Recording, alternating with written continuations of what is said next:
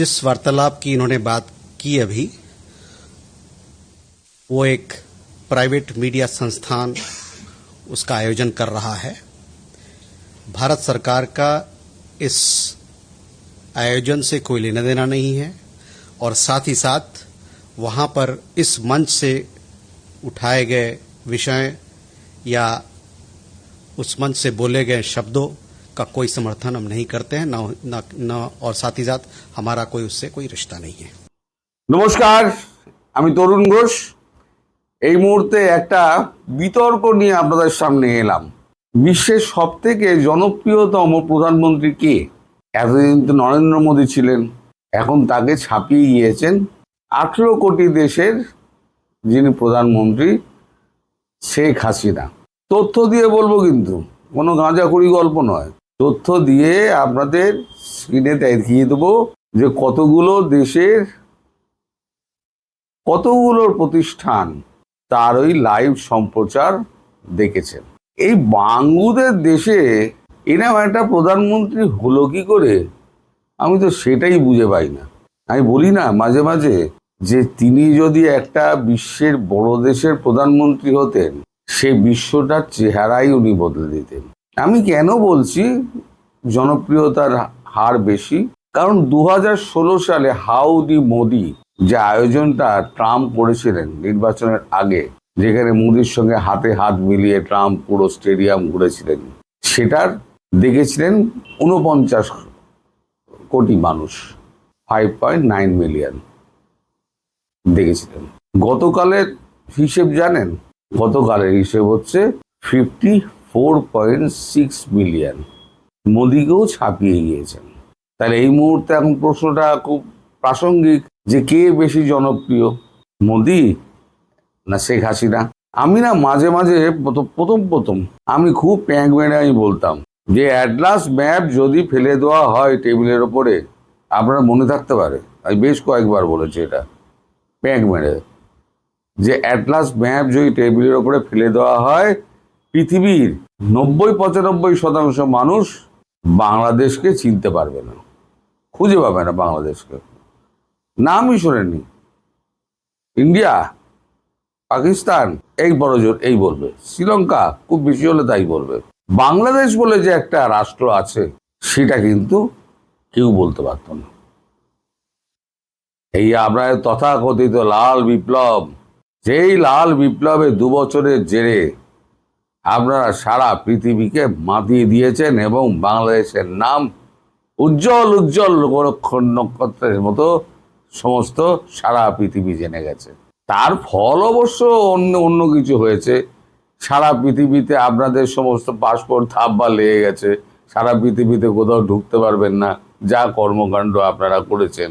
কারণ ভারত তো দেবে না, আর যখনই ভারত দেবে না তখন বলবে যে পার্শ্ববর্তী বড় রাষ্ট্রটায় আপনি যাননি কেন? ধাপ্পা না মারলেও, ধাপ্পা মারলে তো হয়ে গেল, 12টা বেজে গেল, আর ধাপ্পা না মারলেও বলে পার্শ্ববর্তী বড় রাষ্ট্রটা সব থেকে বড় রাষ্ট্রটা আগে ঘুরে আসুন, তারপর আমাদের এখানে আসুন। আপনাদের তো আর বিদেশ যাওয়া হলো না, কিন্তু আপনারা সারা পৃথিবীতে দাঙ্গাবাজ সন্ত্রাসবাদী হিসেবে নিজেদের পরিচিত করে ফেলেছেন। আর আপনাদের 1000 বছর হায়াত পাক যিনি আছেন না, তিনি ওই যে ডক্টর ইউনূস, তিনি নাকি এখনো স্বপ্ন দেখছেন তিনি নাকি রাষ্ট্রপতি হবেন। এই স্বপ্নটা আর পূরণ হবে না। এই বয়সেও এত স্বপ্ন দেখে কি করে? চিটিংবাজরা বোধহয় এইরকমই হয়, পৃথিবীর সবাইকে বোকা বানিয়ে। আর বাংলাদেশের সরল সাদাসিধে মানুষগুলোকে বোকা বানাতে আর কতক্ষণ লাগবে তার? তিনি বোকা বানিয়েছেন। ইন্টারন্যাশনাল ম্যান, তিনি রিসেট বাটন চেপে দিয়েছেন। আর রিসেট বাটন চেপার ফলে কি হয়েছে, সব একদম ওলট পালট হয়ে গেছে। তার যে 18 মাসের তার যে অভিযাত্রা, আমি অভিযাত্রা হিসেবে ব্যাখ্যা করব, 18 মাসের অভিযাত্রা, সে যাত্রায় একেবারে বাংলাদেশকে ডুবিয়ে দিয়ে ছেড়ে গেছেন। তার মধ্যে আমেরিকার সঙ্গে চুক্তি থেকে আরম্ভ করে সমস্ত কিছু রয়েছেন। যাক গিয়ে সেই আলাপ তো পরে করা যাবে। এখন শেখ হাসিনার এই যে ইন্টারভিউ, এই ইন্টারভিউ এত লোকে দেখলো কেন? লোকে দেখলো একটাই কারণে, সেটা হচ্ছে বাংলাদেশে একটা রাইজিং কান্ট্রি, তাকে ধ্বংসের মুখে 2 বছরের মধ্যে ঠেলে দেওয়ার পেছনে কারিগর যারা আছে, তাদের নেত্রী ফিরতে চাইছেন দেশটা পুনর্গঠনের জন্য। তিনি কি বলতে চাইছেন সেটা শোনার জন্যই কিন্তু এত আপনার উৎসাহ ছিল। আচ্ছা, বাঙালি কটা রাষ্ট্রে আছে? মানে আপনাদের বাংলাদেশি কটা রাষ্ট্রে আছে? সব কটা রাষ্ট্রে 100, 200, 1000, 2000, 5000, 5.5 মিলিয়ন মানুষ তো বাংলাদেশি নেই আপনাদের বিদেশে। তাহলে তো আপনার জনসংখ্যাটা নেমে যেত। তাহলে কারা দেখলো? দেখলো যারা বাংলাদেশকে চিনতো না, শেখ হাসিনাকে চিনতো না। গত 2 বছর ধরে তাদের কাগজে এত আলোচনা হয়েছে এবং তিনি এত মানে নিজেকে বিজ্ঞাপিত করেছেন বিভিন্ন ইন্টারভিউ দিয়ে। বলেছি না, হাইপ কি করে তুলতে হয়, কূটনীতি কি করে শিখতে হয়, সেটা ওনার পায়ের কাছে বসে কূটনীতি শেখা উচিত এই যারা আছে আপনাদের। তাহলে খুব প্রাসঙ্গিকভাবে আসে যে মোদির জনপ্রিয়তা বেশি নাকি এই মুহূর্তে শেখ হাসিনার জনপ্রিয়তা বেশি। দেশে ফেরার পর কি হবে আমি জানি না, কিন্তু এই মুহূর্তে শেখ হাসিনা কিন্তু নরেন্দ্র মোদীকে ছাপিয়ে গিয়েছেন। আর আপনারা বলতে পারবেন সব হচ্ছে ভারতীয় মিডিয়া, এখানে ভারতীয় মিডিয়ার ছক, রয়টার্স থেকে RTV, রাশিয়ান টেলিভিশন, জার্মানি থেকে এসছে, শুনুন, জার্মানি থেকে এসছে, ডয়েচে ভেল এসছে। কোথায় আছেন আপনারা? আপনার বিশ্ব পরিসর আপনারা ঘিরে নিয়েছেন। আপনারা গরুর মাংস খান, মুরগি মাটন খান, যদিও রেস্ট তো কমে গেছে। এখন বাজারে গেলে পরে পকেট হাতড়াতে হয়, কারণ কারখানা তো সব বন্ধ করে দিয়েছে আপনার এই ইউনূসের আমলে। আমি তখনই বলেছিলাম চুলো জ্বলবে না, এখন সত্যি সত্যিই চুলো জ্বলছে না। এখন আবার ভারতের পায়ে পড়েছে তেল দাও, চাল দাও, ডাল দাও, নুন দাও, বাগুন দাও, তারপরে তোমার পেট্রোল দাও, ডিজেল দাও, সব দাও। তাহলে এত ভারত বিরোধিতা করে কি হলো? সে পোঙ্গাটি তো মারা গেল, সারা ভারত বাড়িতে খ্যাক খ্যাক খ্যাক খ্যাক করে কেশিয়ালের মতো হাসছে। এই যে বাংলাদেশের যে সরকার না, সে সরকারটা অতিশয় নির্লজ্জ সরকার। মাটিতে থুতু ফেলে আবার সেই থুতু চাটে। এত নির্লজ্জ সরকার আমি আমার বাপের জন্মে দেখিনি।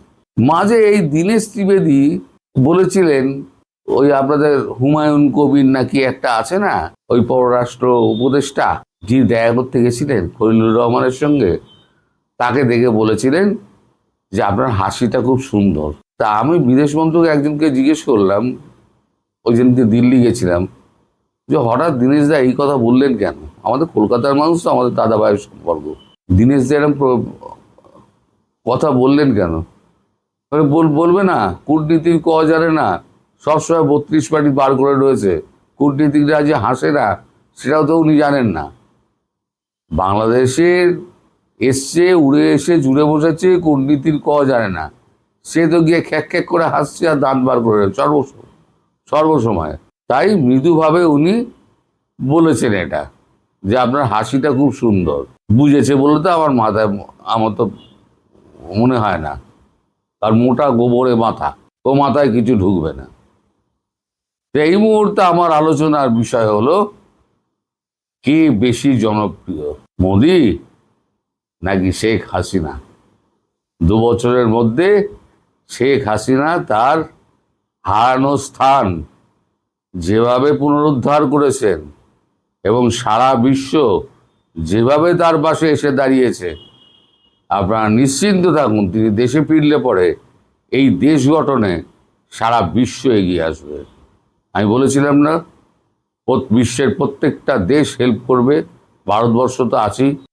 আমেরিকা কি করবে না করবে আমি জানি না, তাদেরকে আমরা বিশ্বাস করি না, যার জন্য বারবার আমরা কিন্তু আমেরিকাকে সরিয়ে দিচ্ছিলাম, কিন্তু তারা পেছনে পড়ে রয়েছে। ঠিক আছে, দেখা যাক, আমরা যা করার আমরাই তো করবো। ওরা তো 7 সমুদ্রে 13 নদীর পার পেরিয়ে এসে করবে না। হ্যাঁ, কিছু সংখ্যক নেভি ছিল তো নামালো, এই তো হবে, যা করার ভারতবর্ষই করবে। আর ফিনিক্স পাখির মতো চিতা থেকে উঠে এলেন শেখ হাসিনা। সুতরাং বলুন, দেশরত্ন শেখ হাসিনা জিন্দাবাদ। যুগ যুগ জিও madam, salute to you. Thank you.